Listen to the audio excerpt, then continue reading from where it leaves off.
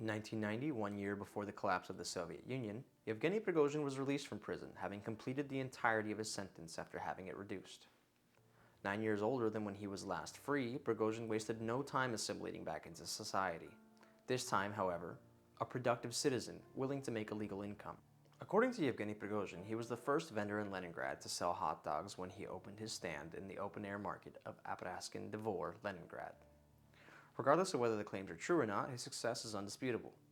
By the year 1993, Prigozhin had about 100 hot dog stands scattered around Leningrad. In 1991, when the USSR fell, the Soviet Union became Russia, Leningrad became Saint Petersburg, and Yevgeny Prigozhin became a student for a short time at the Leningrad Chemical and Pharmaceutical Institute, but dropped out before the USSR collapsed, seeing no point in pursuing a traditional education, with profits in the hot dog business being as good as they were.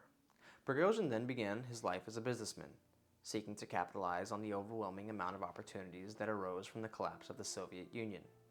One such opportunity came in 1991, when Boris Spector, a classmate of Prigozhin's from Leningrad Sports Boarding School No. 62, offered him to purchase a 15% stake in Spector's grocery store chain named Contrast.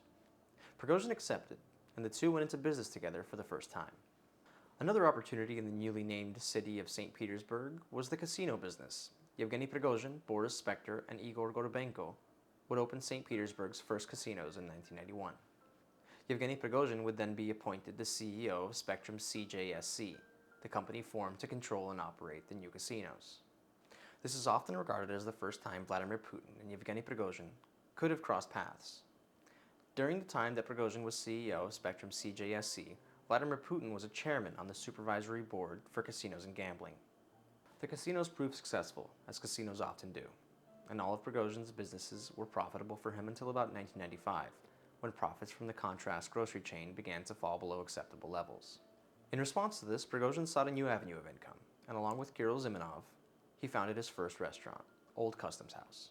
The creatively named eatery was located in the remains of a building that was originally a customs house in the 1800s.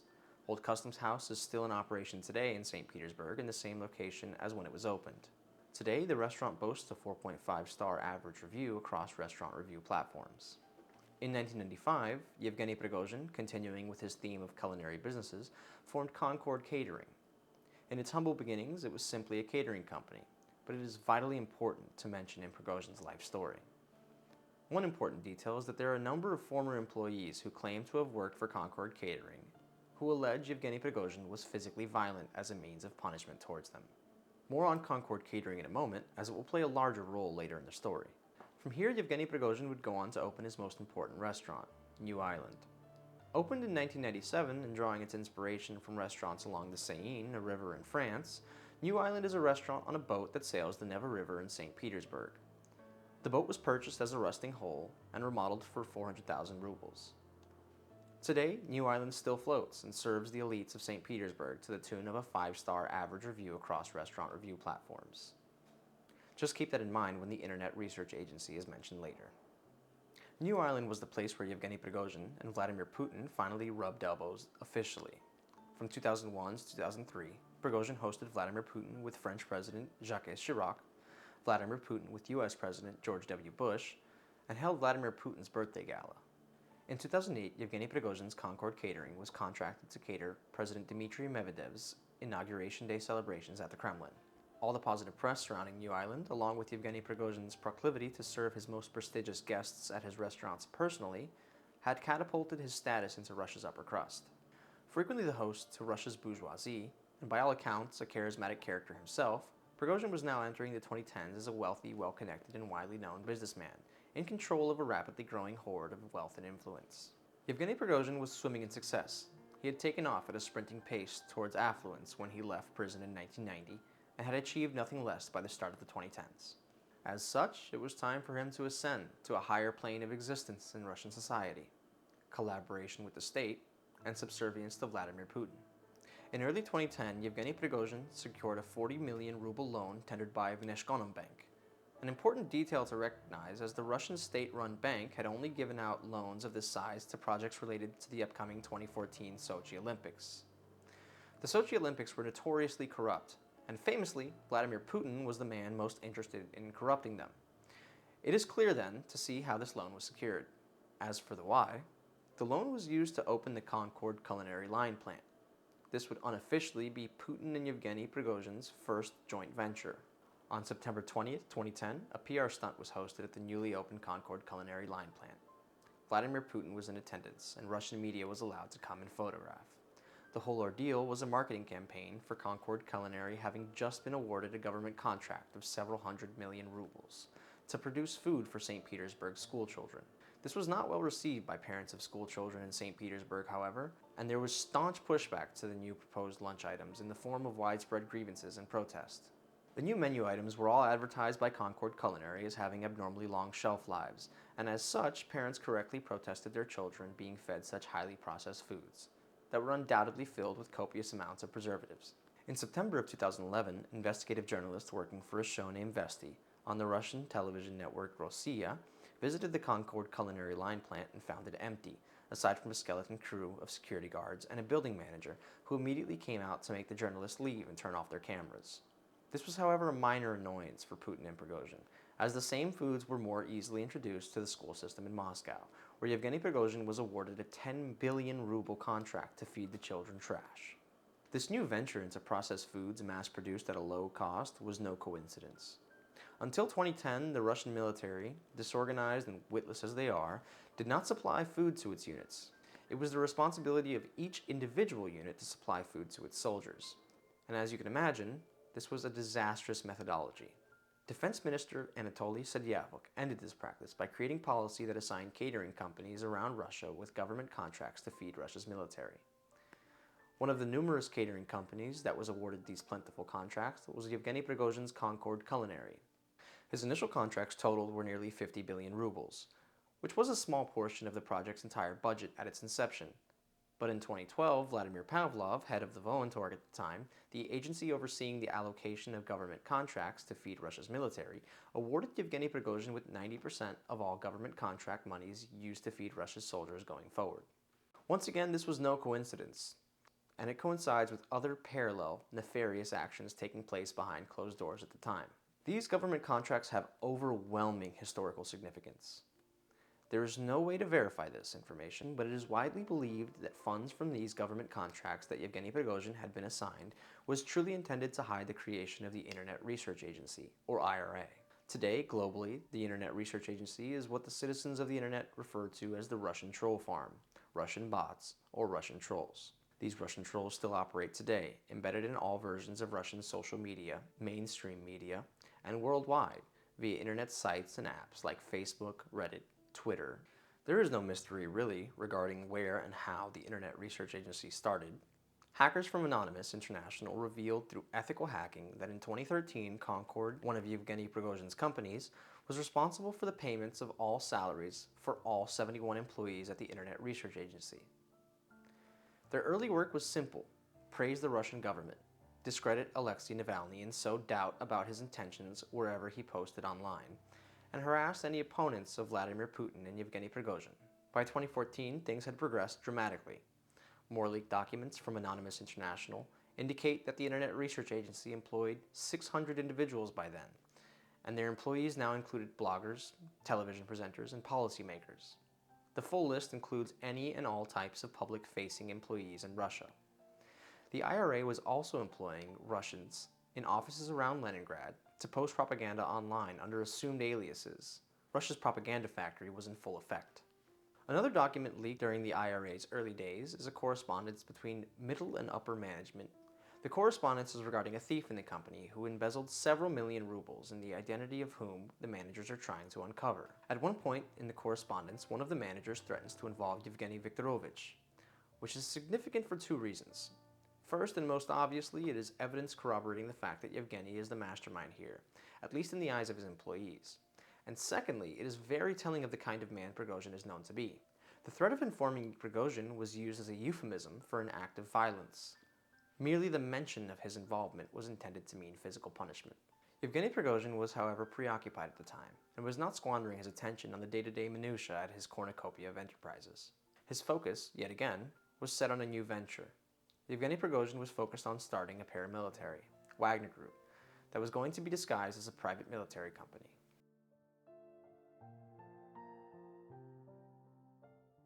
For you to better understand Wagner Group's creation, I have to tell you another story, very briefly, about Dmitry Utkin and his time in the Slavonic Corps. Dmitry Valievich Utkin served in the 700th Separate Special Detachment of the 2nd Brigade of the Russian military, or Spetsnaz for short, from 1993 until 2013. When Utkin left the Russian military, he did so at the rank of commander, stationed in Pegory Pskov, Oblast, Russia. Dmitry Utkin was known in the military to go by the call sign Wagner. Utkin was a Nazi sympathizer who chose his call sign as an ode to Adolf Hitler, of whom German composer Richard Wagner was his favorite. When Utkin's military career ended in 2013, he headed to Saint Petersburg, found a mercenary group that was hiring, and went to work. He was hired by Moran Security Group, who informed Utkin at a meeting with other potential mercenaries that they would be headed to Syria, and the mercenary group was given paperwork claiming their employers were the Slavic Corps, a company operating out of Hong Kong and founded by members of the Moran Security Group. This caused a number of hired mercenaries to leave, not trusting the misdirection of being hired by one company and working for another, who was operating out of a country they had no affiliations with. However, those who stayed did indeed end up in Syria, officially tasked with defending oil fields in Deir ez-Zor, Syria. There were about 270 mercenaries sent in 2013 with the Slavic Corps. Originally promised the T-72 tank to use in battle, the mercenaries were met in Syria by a bus jerry-rigged with armored panels welded over the windows instead of the aforementioned T-72. So there they found themselves fighting off angry local Civil War fighters for months on end with small arms alone, until late 2013 when their true mission in Syria became clear. On October 18, 2013, mercenaries of the Slavic Corps were given orders from their commanding officers that it was now their task to travel and reinforce the Syrian army forces that were stationed in Al-Sukna, Syria, approximately 140 kilometers away, about 87 miles. The mission was a failure. The mercenaries met heavy resistance and became pinned down after being ambushed by a superior force of Free Syrian rebels. The mercenaries took 6 combat casualties in short order, and retreated with haste, seeing no path forward to complete their mission. This would bring the Slavic Corps experiment in Syria to an end. Their failure to support the Syrian army earned them a ticket back to Saint Petersburg, where upon landing at Vnukovo airport, all members of the Slavic Corps were detained by the FSB under suspicion of working as mercenaries, which was in direct violation of Article 539 of Russian criminal law.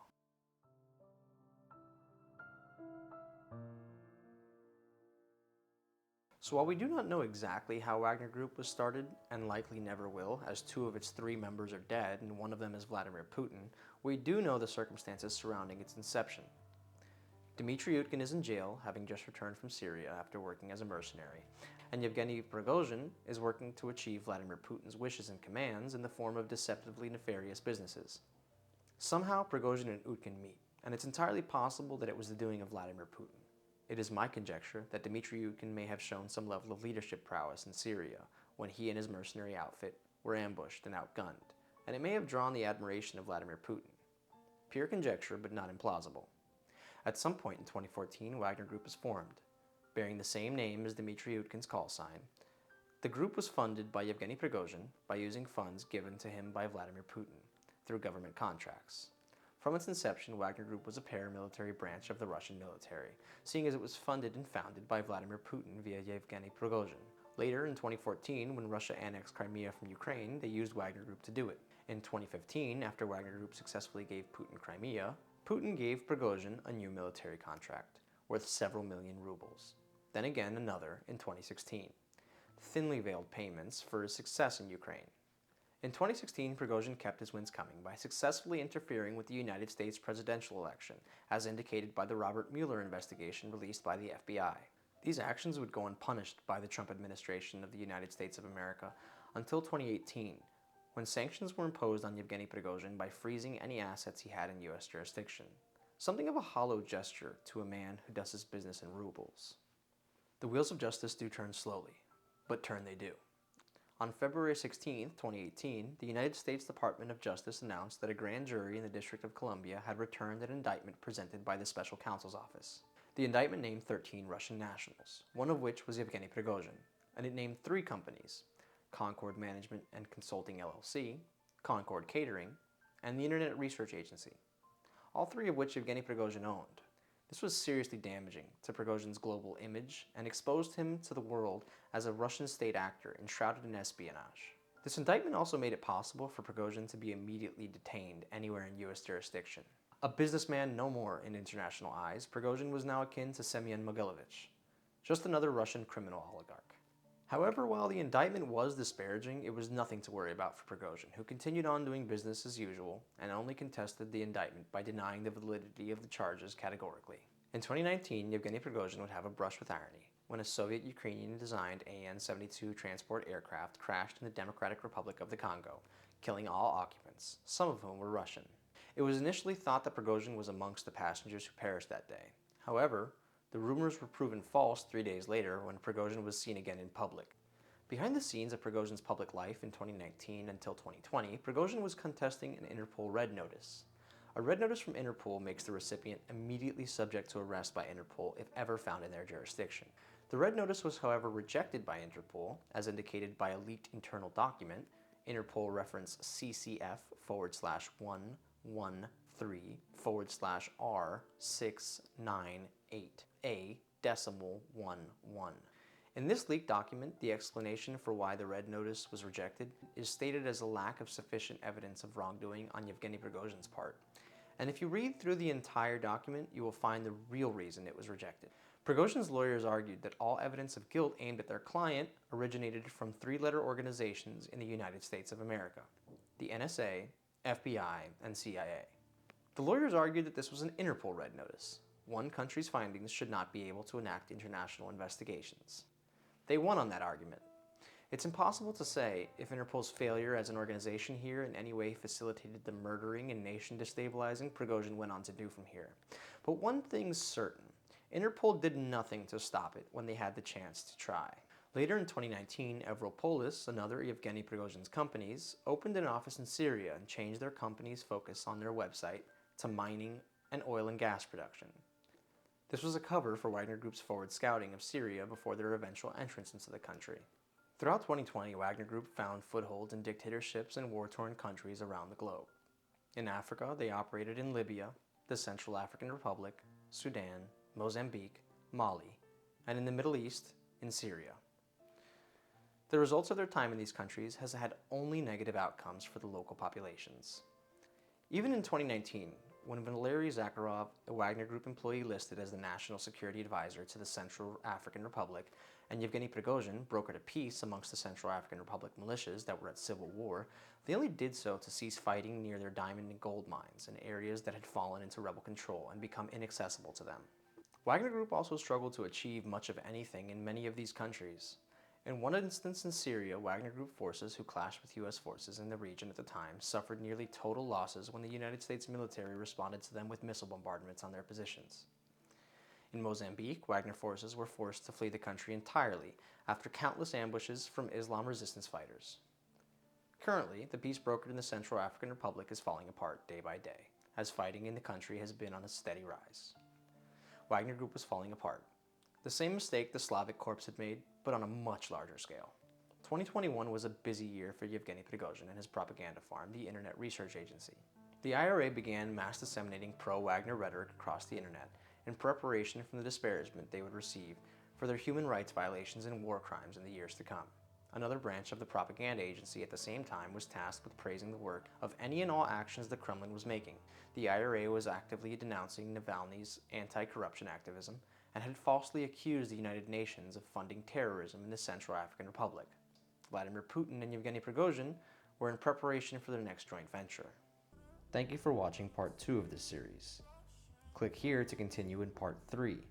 Please like, subscribe, and comment, and share with a friend if you enjoyed.